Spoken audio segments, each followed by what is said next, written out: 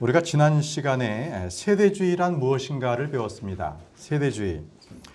이것은 세대를 나누는 것이 아니라 진리의 말씀을 바르게 나누는 것이다. 진리의 말씀을 바르게 나누는 것이다 라고 말씀을 드렸습니다. 그리고 여러분들 그 6번 문항을 보시면 땅의 상태로 말씀을 나눴었죠.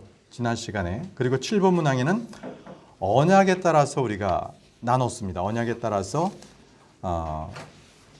8세대 이렇게 나눴고요. 자, 오늘은 이제 본격적으로 이제 세대를 나눠볼 거예요. 본격적으로. 그래서 다시 말씀드리지만 세대 이것은 시간적 간격을 의미하는 것은 절대 아니에요. 세대라는 것은 하나님께서 인류의 특정한 부류 이 다루시는 방법입니다. 다루시는 방법. 그래서 각 세대는 인간의 죄와 그에 따른 하나님의 심판으로 마감을 하는데요. 각 세대에 따라서 자연인들을 다루시는 하나님의 방법. 또 그들은 하나님의 그러한 새로운 시험이 있었고 결국 심판으로 이방인들은 끝났고 이렇게 각 세대마다 인간들은 결국은 철저하게 실패를 할 수밖에 없었다는 거예요. 모든 세대가 그렇습니다. 그래서 지난 시간에도 말씀드렸지만 저희가 보통 성경에 있는 세대를 7세대로 나누는데 저희는 지금 6번째 세대에 지금 우리는 있고 있는 거고요. 앞으로 7번째 세대가 있어요. 천년왕국입니다. 그런 시대에 우리는 살고 있다. 이렇게 말씀을 드리고요. 자, 이제 8번 문항 여러분들 보시죠. 세대란 하나님께서 다루시는 경륜이다. 이렇게 설명되어 있죠. 자, 이 말씀은 뭐냐면요.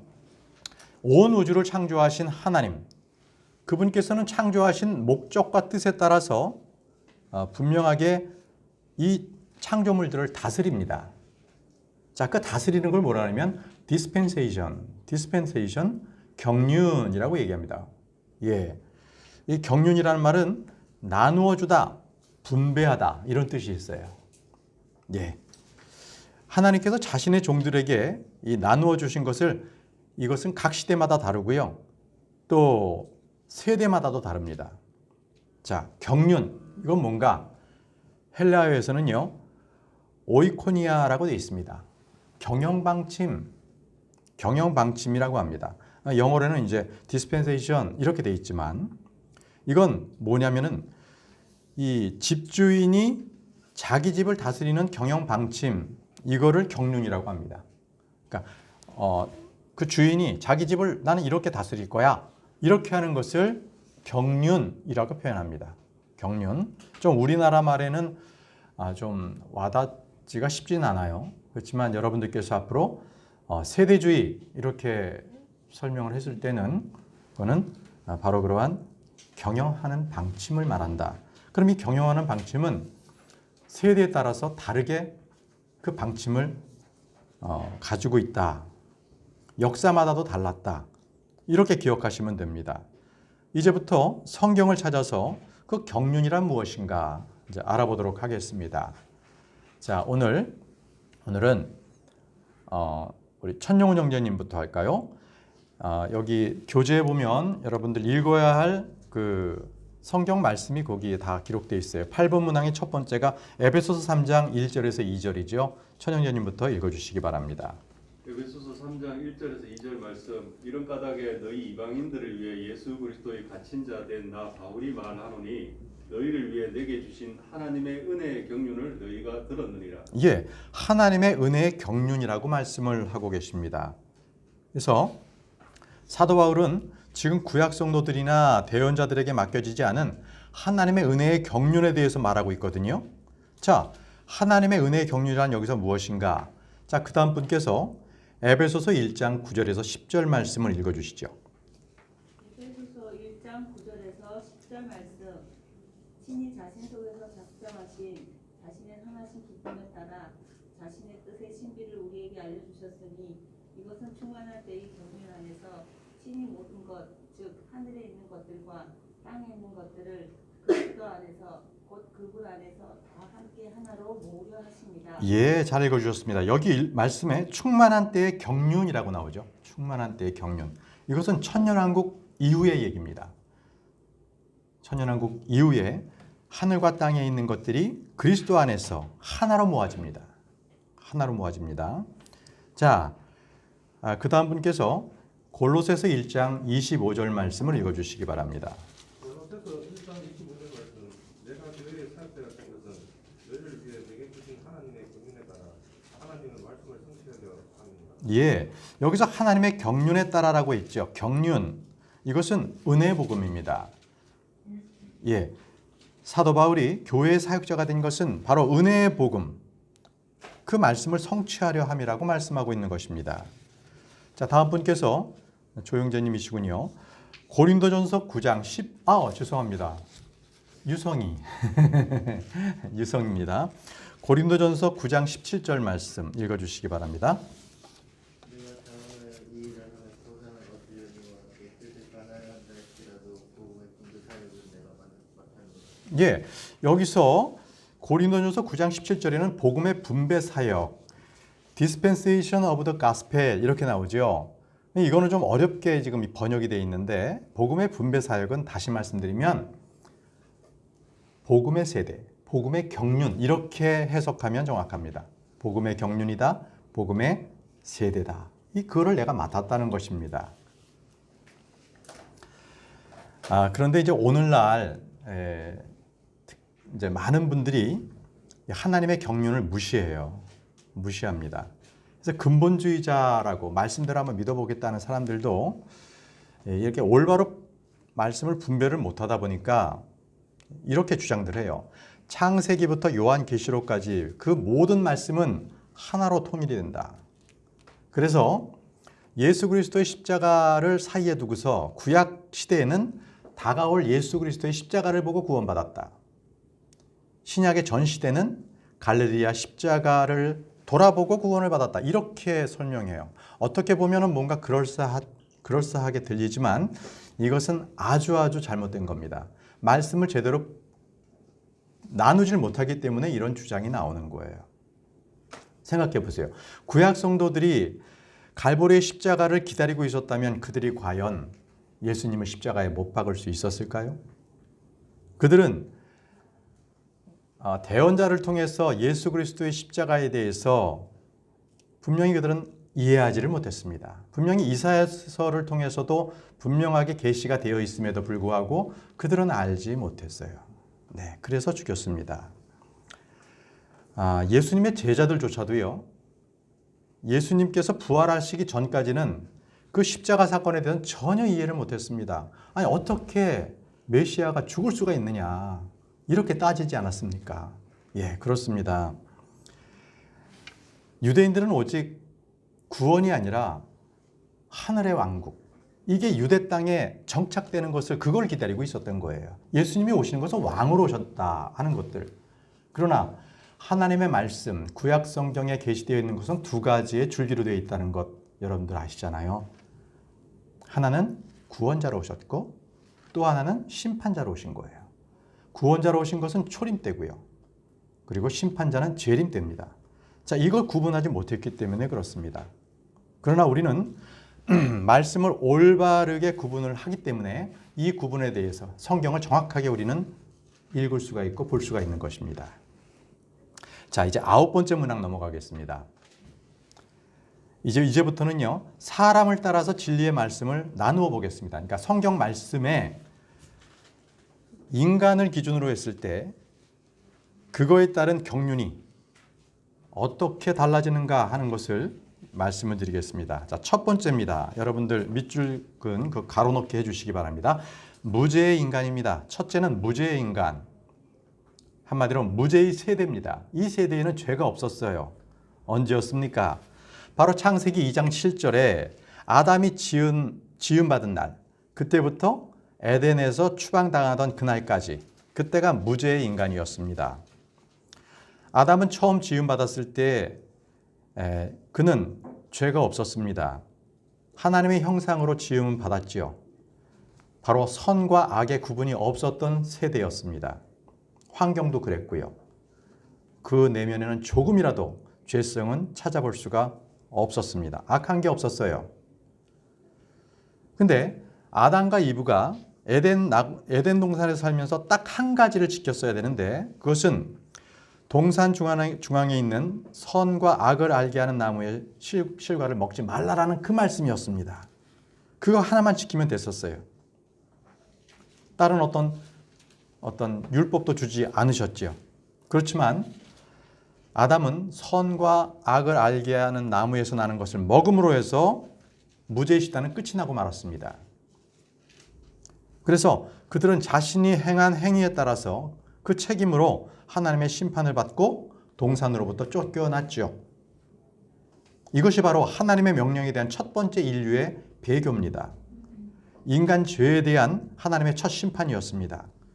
자, 다음 분께서 창세기 3장 24절 말씀을 읽어주시기 바랍니다. 창세기 3장 24절. 이같이 그분께서 그 남자를 쫓아내시고 에덴의 동산 동쪽의 그룹들과 사방으로는 불타는 칼을 두어 생명나무의 길을 지키게 하시니라. 예, 자 이제 하나님의 경륜이 바뀌었습니다. 달라졌습니다. 이제 사람에 따라서 달라졌는데 처음에는 무엇이었어요? 아담에게 선과 악을 알게 하는 나무에서 나는 것을 먹지 말라 하셨잖아요. 그렇죠? 근데 이제 사람의 상태가 죄를 졌어요. 그러니까 이제는 뭐라고 그러셨습니까? 창세기 3장 24절 읽어주신 거에 생명나무의 길을 지키게 했습니다. 생명나무를 못 먹게 한 거예요. 이제는. 그전에는 무죄했을 때는 먹었는데 이제는 죄인으로서는 생명나무를 과실을 먹으면 죄인으로서 계속 영원적으로 살 거 아닙니까? 못 먹게 하신 거예요. 자, 경륜이 바뀌었습니다. 이렇게 사람에 따라서 달라지는 걸 말씀드려요. 자, 두 번째입니다. 두 번째의 세대는요, 양심 아래에 있는 인간. 자, 양심이라고 적어 놓으시면 됩니다. 둘째, 양심. 다시 말씀드리면 본성의 법을 쫓아 사는 세대가 되었습니다. 본성의 법. 네. 이 타락한 인간이 선악을 알게 하는 나무의 실과를 먹음으로써 이 선악에 대한 지식은 얻었어요. 그렇지만 그 안에서는 이제 양심이 활동하기 시작한 그때부터 양심이 뭐예요? 기본적으로 올바른 도덕성, 이것에 대한 가치 기준을 따지게 해주는 잣대입니다. 잣대예요. 그래서 자신의 양심에 따라서 선악을 다 구분하는 거예요. 누구나 사람들 지금도 저게 옳다 그르다를 자신의 양심을 통해서, 그러니까 사람마다 다 달라. 이런 결과가 있네요. 자기 양심에 맞춰서 한 거기 때문에 이 세대가 이 홍수로 세상이 끝날 때까지 바로 이 양심 아래에 있던 인간들은 계속적으로 그 세대가 지속이 됩니다. 홍수 때까지는요, 그 모든 사람들은 정부, 법, 이거 지배받지 않았어요. 그렇지만 이 양심이 어떤 거예요? 그저 이것은 거울과 같아서 이것이 옳다 그르다고만 알려주지 나쁜 짓을 할 때 그것을 막아주지는 못하잖아요. 양심이. 그것은 막을 힘이 없어요. 양심은.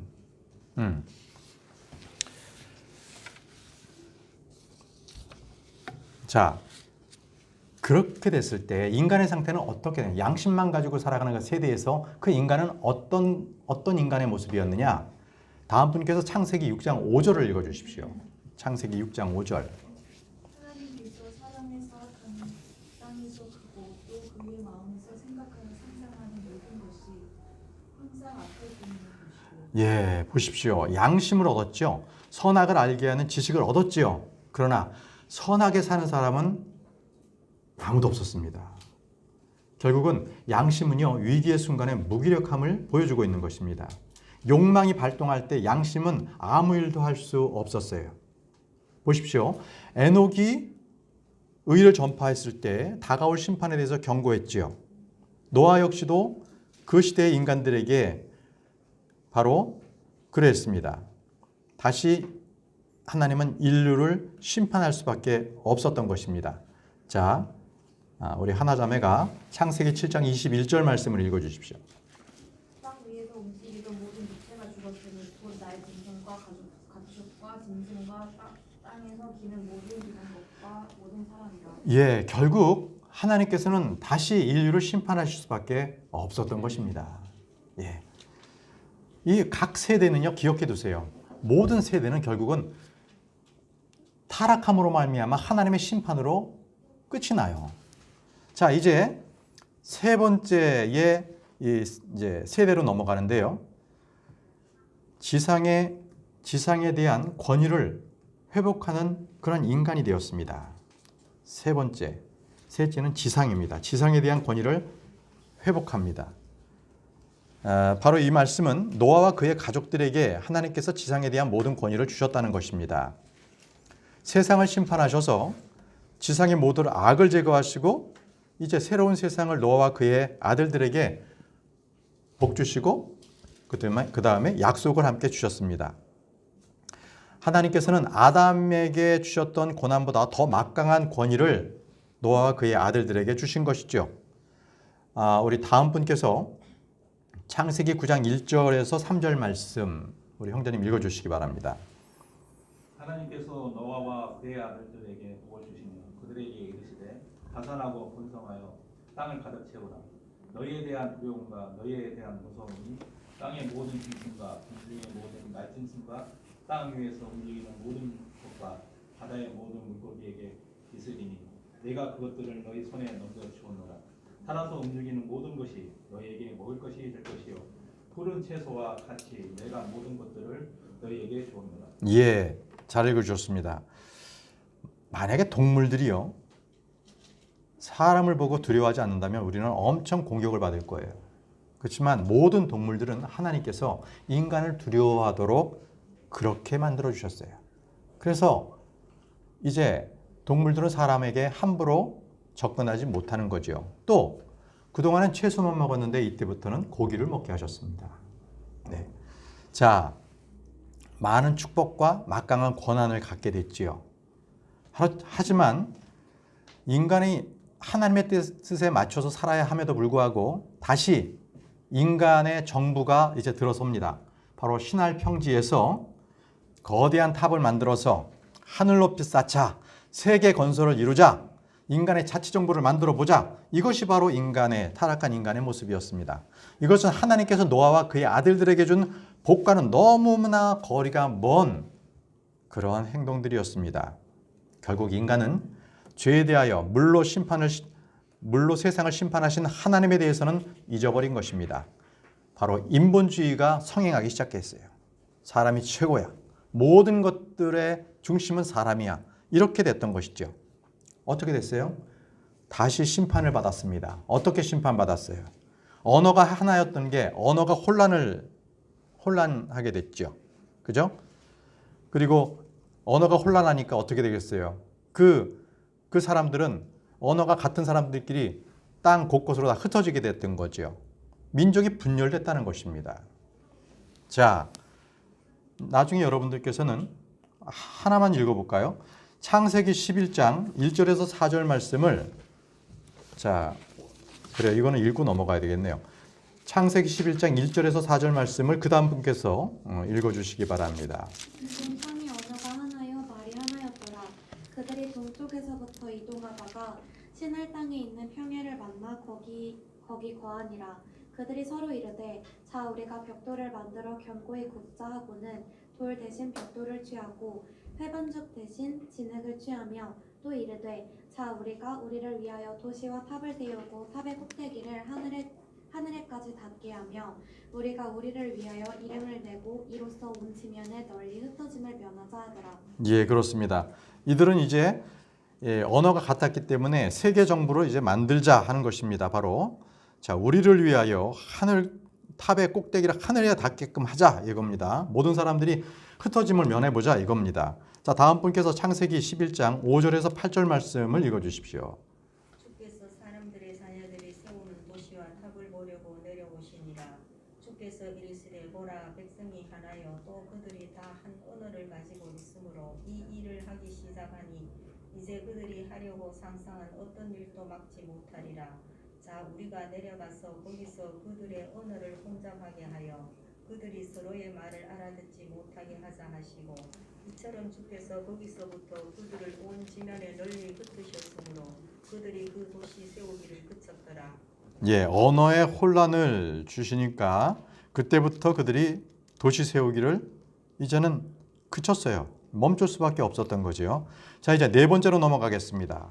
네 번째는 이제는 하나님께서 한 사람을 부르셔서 그에게 약속을 주셨어요. 자, 네 번째는 약속 아래에 있는 인간입니다. 약속 아래에 있는 인간. 바로 아브라함을 부르셨습니다. 그리고 아브라함에게 언약을 주셨습니다. 하나님께서 아브라함을 부르셔서 그 후손들에게 주신 약속은 은혜입니다. 아주 무조건적인 것이었습니다. 이 언약들 중에는 이미 성취된 것들도 있고 아직 성취되지 않은 것들도 있습니다. 또 어떤 언약들은 조건적인 거지요. 하나님의 말씀, 명령 안에 거했을 때 주시는 것, 순종할 때 주시는 것이 있었습니다. 그렇지만 이 조건적인 약속들은 거의 다 깨져버렸습니다. 그래서 이스라엘 민족들이 결국은 430년 동안 이집트에서 종살이를 했죠. 속박이 이어졌던 것입니다. 여기서 여러분들 보시면요, 혈통이 좋다. 특히 우리 한국 사람들은 혈연? 이게 굉장히 강해요. 굉장히 강해요. 그렇기 때문에 만약에 어떤 아이가 피아노를 기가 막히게 쳐.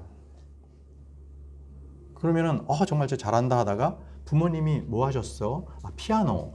역시 맞아. 엄마가 미술을 했어. 근데 아들이 미술을 잘해.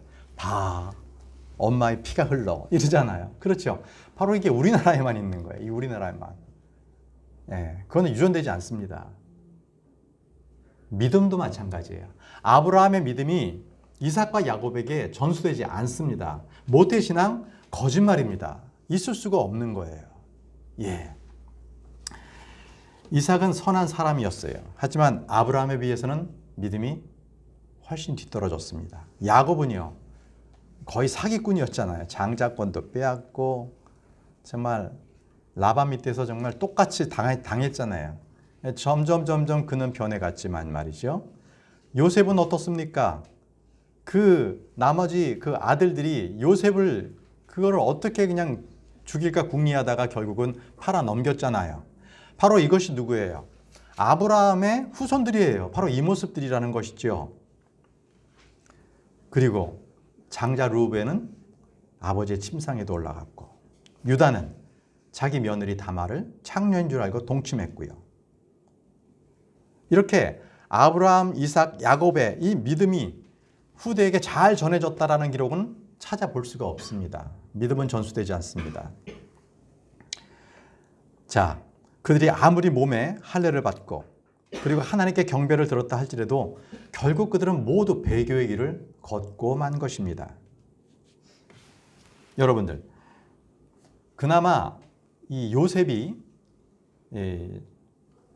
꿈을 꾸고 또 하나님을 바라봤지만 그는 형제로부터 팔려서 그 땅을 떠나게 됐지요. 그러면 그 땅은 어떻게 됐어요? 의인이 없는 땅은 멸망합니다. 그 땅은 기근이 들었잖아요. 그렇죠? 그래서 이집트로 다 그들은 옮겨가서 거기서 양식을 구걸할 수밖에 없는 그런 상황이 됐던 것입니다. 의인이 없는 땅 망합니다. 의인이 없는 땅은 망하게 돼 있습니다.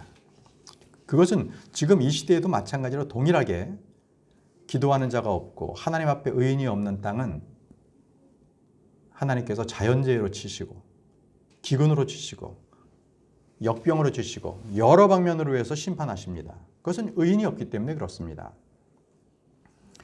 자, 완벽한 환경에서 있었던 아담, 그 이후에 양심으로 살았던 그 이후 세대, 다시 복을 받은 노아와 그의 후손, 그리고 아브라함과 그의 후손에 이르기까지 다 공통점이 있다면 하나같이 실패했다는 거예요. 하나같이 실패했습니다. 여러분들, 창세기는요, 처음에 하나님께서 하늘과 땅을 창조하셨느니라 라는 말씀으로 시작되고 창세기 50장에서는 맨 마지막 장에서는 이집트에서 그를 관에 넣었더라라고 말씀하고 끝납니다. 하나님께서 인간의 창조 목적이 인간을 관에 넣는 것은 아니었습니다. 그러나 인간의 실패 때문에 그 어떤 존재도 하나님의 말씀에 바로 설 수는 없었다는 것입니다. 자, 여러분, 하나님께서 세우신 종으로서 인도를 받고, 자, 이제는 다시 한번 하나님의 뜻을 글자로 알려주고, 그죠? 그 돌판에 새겨서 그들에게 전해주고, 하나님의 법을 보여주고 그대로 살아라 한다면 그들은 의롭게 살 수 있었을까요? 자, 바로 다음 세대를 말씀드리려고 하는 것입니다. 바로 율법 아래에 있던 바로 그런 세대들입니다. 인간들. 5번째입니다. 여러분들은 5번째 율법 아래 인간을 보십시오. 이제는 하나님께서는 경륜을 달리 하셨습니다. 하나님은 아브라함, 이삭, 야곱에게 무조건적인 약속을 주신 것에 따라서 무기력한 그러한 이스라엘을 구속하시고 택하신 백성들에게 은혜를 베푸셨어요. 광야에서 주님은 이스라엘 백성들에게 율법의 언약을 주실 것을 제안하셨죠. 그래서 이스라엘은요, 맹세를 했어요. 주님의 율법을 지키겠습니다. 그렇게 살겠습니다라고 했는데, 자, 그 맹세한 말씀을 우리가 한번 읽어보겠습니다. 출애굽기 19장 8절 말씀 다음 분께서 읽어주십시오. 출애굽기 19장 8절.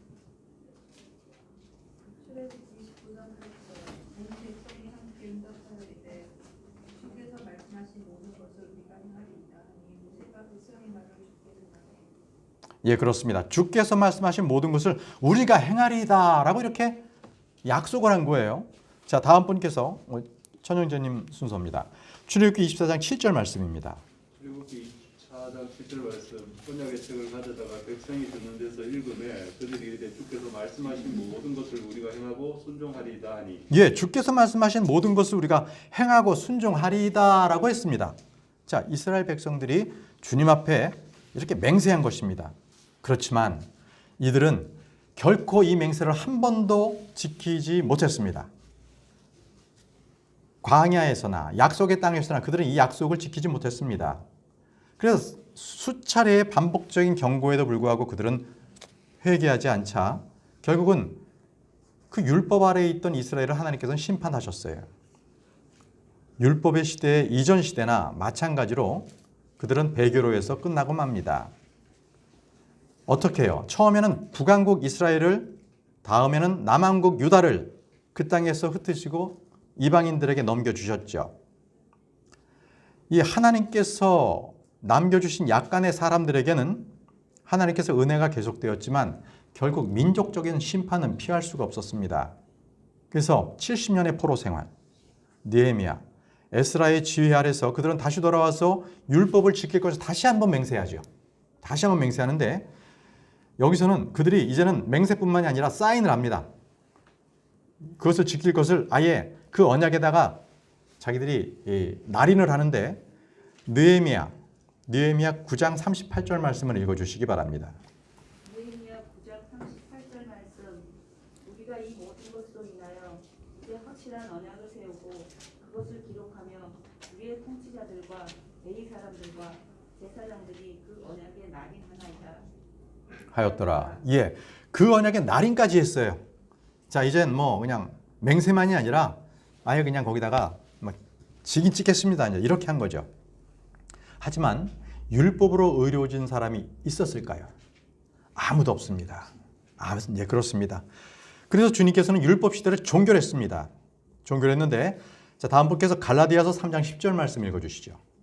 갈라디아서 3장 10절에서 율법의 행위에 사는 자들은 다 저주 아래에 있으니 기록된 바 율법 책에 기록된 모든 것을 행하기 위하여 항상 그것들 가운데 거하지 아니하는 모든 자는 저주받은 자니라. 그렇습니다. 예, 율법 아래 거하지 않기 때문에 모든 자가 저주받은 것입니다. 저주받았습니다. 그래서 구약 성경의 마지막 장인 말라기 4장 6절에 보게 되면 마지막 단어가 아시죠? 저주로 끝납니다.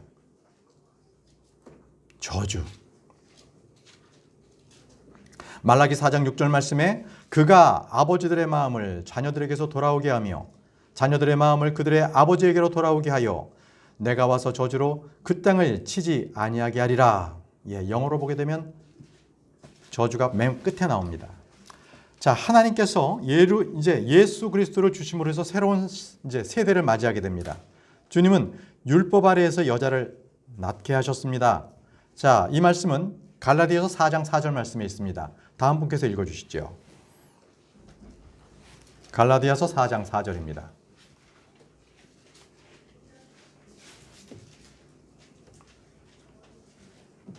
그러나 충만한 때가 이르매 하나님께서 자신의 아들을 보내사 여자에게도 나게 하시고 율법 아래 있게 하셨나니. 예, 율법 아래 있게 하셨나니 이건 예수 그리스도께서 완전하신 인성 그리고 사람의 몸으로 오심을 말씀하고 있습니다. 자, 이제 예수님께서 오셨습니다. 자, 다음 세대로 넘어가는 거죠. 여섯 번째는요, 은혜 아래에 있는 인간입니다. 자, 우리는 은혜 아래에 있습니다. 그렇죠? 은혜 아래에 있는 세대가 되었어요. 여섯 번째, 은혜 아래에 있는 인간. 이제 주 예수 그리스도의 희생적 죽음은 순수한 은혜의 시대를 열었습니다. 이는 받을 가치가 없는 인간에게 베푸시는 호의, 바로 주님의 의입니다. 율법 아래에서 주님이 요구하시는 의가 아닙니다. 주님이 주시는 의입니다. 유대인이나 이방인이나 구분도 없죠. 누구든지 자신의 죄를 깨닫고 주님을 영접하기만 한다면 그는 영원한 구원을 받게 되었습니다. 죄에 대한 자각, 회개, 예수 그리스도를 믿음으로 인해서 값없이 주어지는 선물인 것입니다. 자, 다음 분께서 요한복음 1장 17절 말씀을 읽어주십시오. 요한복음 1장 17절. 이는 율법은 모세를 통해 주셨을 때 은혜와 진리는 예수 그리스도를 통해 왔기 때문이라. 아멘. 예수 그리스도를 통해서 은혜와 진리가 우리에게 전해 주었습니다. 다음 분 요한복음 6장 29절입니다. 요한복음 6장 29절. 예수님께서 그들에게 대답하여 이르시되 하나님께서 보내신 자를 너희가 믿는 것 이것이 곧 하나님의 일이라 하시니. 그렇습니다. 무엇이 하나님의 일입니까? 바로 예수 그리스도를 믿는 것, 그것이 일입니다. 자, 한 절만 더 읽고 마치겠습니다. 요한복음 6장 47절입니다. 다음 분께서. 진실로 진실로 내가 너희에게 이르노니 나를 믿는 자에게는 영존하는 생명이 있느니라. 아멘. 그렇습니다. 나를 믿는 자에게는 영존하는 생명이 있느니라. 바로 은혜 시대에 우리가 살고 있습니다. 바로 이제 주님께서는 바로 여섯 번째 은혜 아래 세대로 두신 것입니다. 지금 우리는 사람에 따라서 진리의 말씀을 바르게 지금 나누어서 지금 보고 있습니다. 나머지 이제 우리가 천년왕국에 대한 그리스도의 통치 아래에 있는 그 인간의 시대까지 우리는 한 번 더 다뤄볼 것입니다. 그렇게 되면 7제가 되겠죠. 이거는 다음 주에 마저 하도록 하겠습니다. 기도하고 마치겠습니다. 전능하시고 거룩하신 아버지 하나님, 하나님의 말씀을 우리가 올바로 구분할 수 있도록 우리에게 하나님께서 변개되지 않은 킹 제임스 성경을 주님께서 우리에게 주시니 감사합니다. 이 말씀을 통하여서 우리가 온전하게 믿음으로 잘 거하게 하시고 이 말씀들이 우리가 잘 구분해서 우리가 교리적으로 흔들리지 아니하도록 주님께서 인도해 주시기를 원합니다. 아버지 하나님께서 이 성경 공부를 통하여서 배우는 모든 그러한 지식들이 더 주님을 알고 또 주님의 경륜을 깨닫기를 원합니다. 그래서 주님께서 원하시는 것이 무엇인지, 앞으로 다가올 것이 무엇인지를 우리가 분명히 알아서 우리가 그 소망으로 살아갈 수 있도록 도와주옵소서. 예수님의 이름으로 기도합니다. 아멘.